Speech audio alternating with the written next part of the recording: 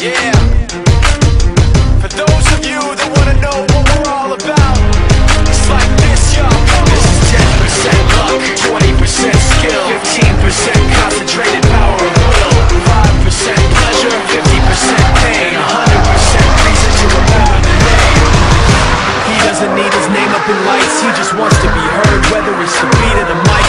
He feels so unlike everybody else, alone, in spite of the fact that some people still think that they know him. He knows the code, it's not about the salary, it's all about reality and making some noise, making a story, making sure his click stays up. That means when he puts it down, Tox picking it up. Let's go. Who the hell is he anyway? He never really talks much, never concerned with status, but still even him starstruck. Humble through opportunities given despite the fact that many misjudge him cause he makes a living from writing raps. Put it together himself, got a picture connects, never asking for someone's help or to get some respect. He's only focused on what he wrote, his will is beyond reach, and now it all unfolds, the skill of an artist. This is 20% skill, 80% fear, be 100% clear, cause Ryu was ill. Who would've thought he'd be the one that set the West in flames? And I heard him wreck it with the crystal method, name of the game.